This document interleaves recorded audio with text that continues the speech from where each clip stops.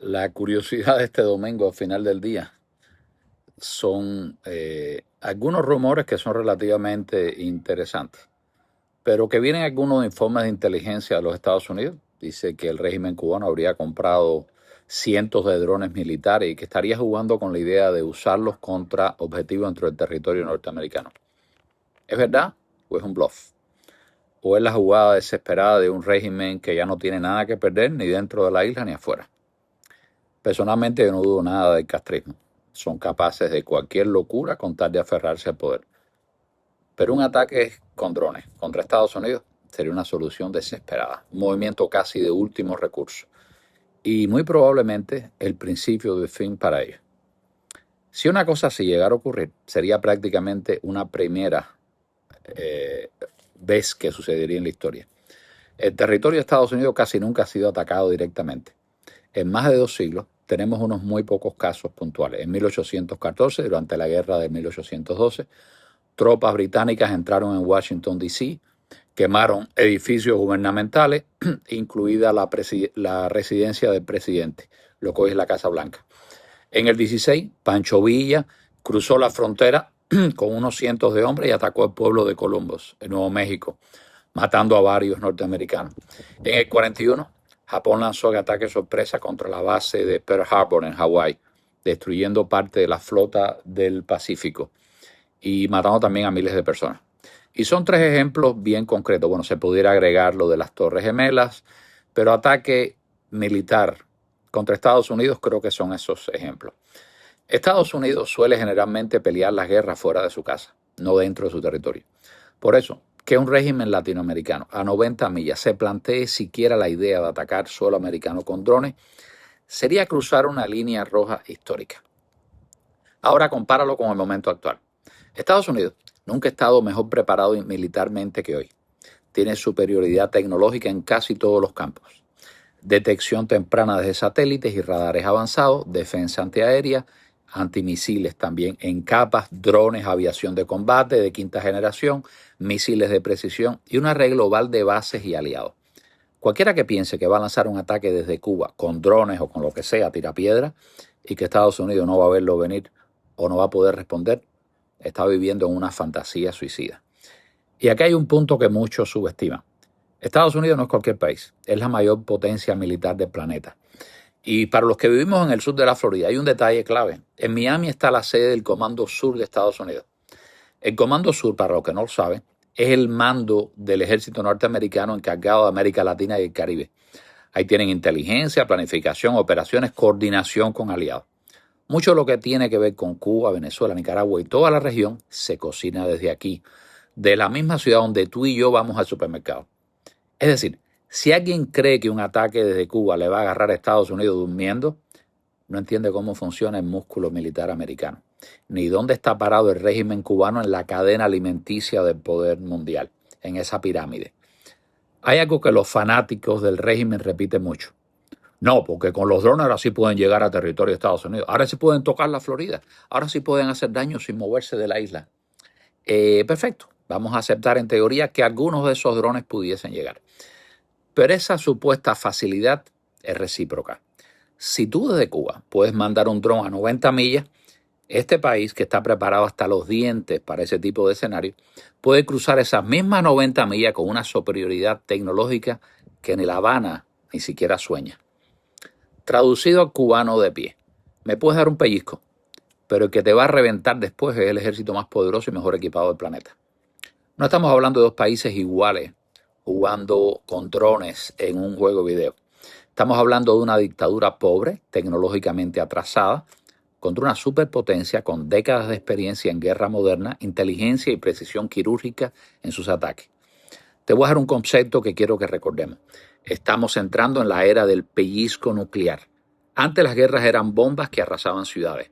Hoy un dron o un misil pueden darte un solo pellizco, pero ese pellizco puede cambiar la historia de un país. El castrismo suena con pellizcar a Estados Unidos. El problema es que del otro lado no hay una mejilla, hay un martillo.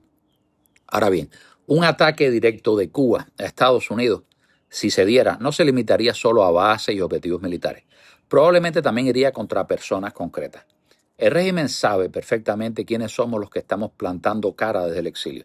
Comunicadores, activistas, opositores, gente que se ha convertido en voz del anticomunismo y de la denuncia al castrismo en las redes sociales.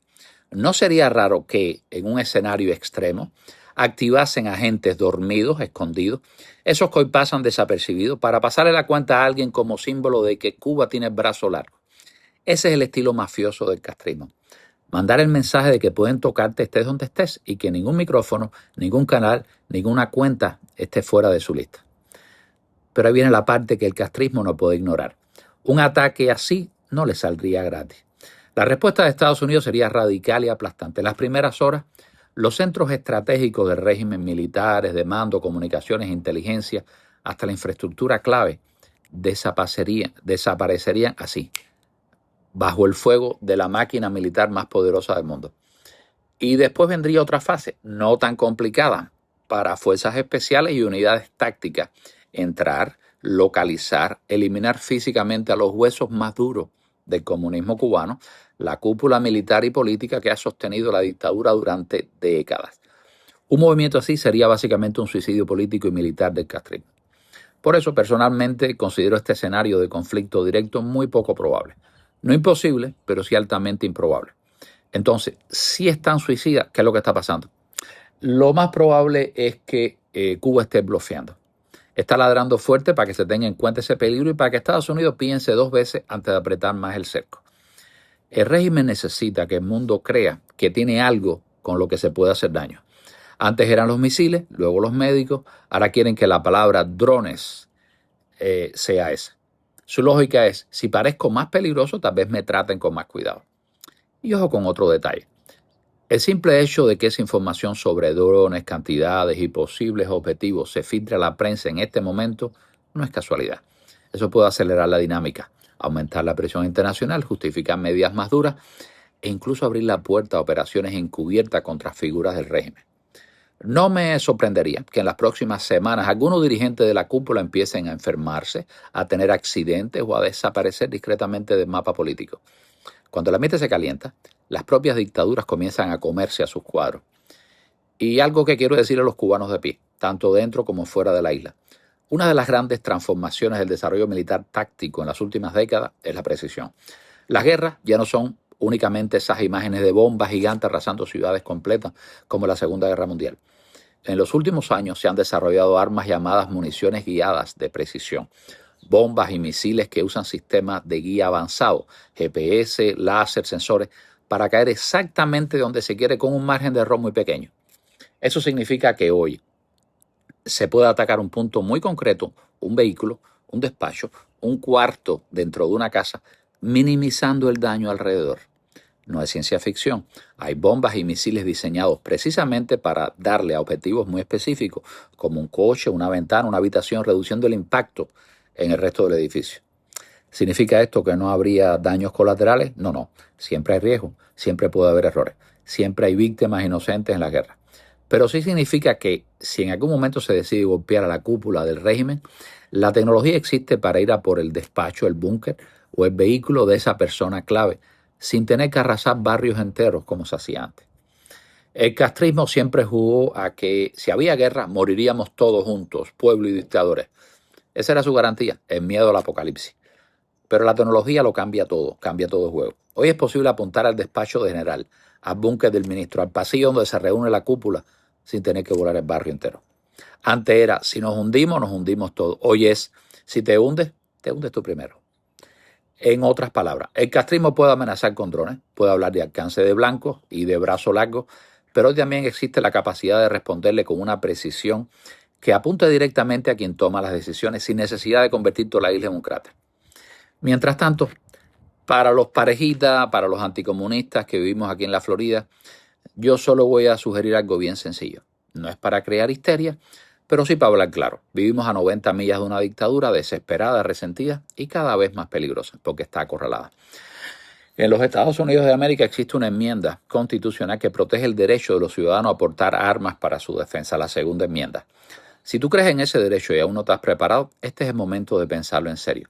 Formación, responsabilidad, conocimiento de la ley y la capacidad real de defenderte si un día ves que un hijito del régimen léase hijito de puta, se te acerca con malas intenciones o si te agrede, la segunda galleta tiene que ser más fuerte. Que quede bien claro. Esto no es una invitación a salir a la calle a hacer justicia por mano propia, ni a jugar a Rambo, ni a crear pánico. Se trata de entender que la libertad se define también estando preparado física, mental y legalmente. Que el miedo no te paralice, pero tampoco la ingenuidad nos deje indefensos. En resumen, sí, el régimen cubano podría estar jugando con fuego hablando de drones y ataques. Sí, un ataque así sería una locura desesperada que desencadenaría y comenzaría una respuesta devastadora de Estados Unidos. Y sí, lo que vivimos aquí, especialmente quienes alzamos la voz contra el comunismo, tenemos que estar conscientes de riesgo y preparados, sin pánico, pero sin ingenuidad. El castrismo podrá ladrar, podrá amenazar y podrá jugar a ser potencia militar de drones. Pero al final del día, la historia demuestra que los regímenes que se sostienen con el miedo terminan cayendo. Y esos que no tienen nada que perder son los más peligrosos en sus últimos movimientos. Y tú, que me estás viendo desde la Florida, desde el exilio o de la propia isla, tienes que decidir de qué lado de la historia quieres estar. ¿Del lado de los que amenazan con drones o del lado de los que no se arrodillan ante ninguna dictadura? Que el castrismo juegue con sus drones. Nosotros vamos a seguir haciendo algo mucho más peligroso para ellos. Decir la verdad en voz alta, todos los días, hasta que no les quede dónde esconderse. Y vamos a ir a buscarlo, uno por uno. Gracias. Yo soy Marquito, curioso.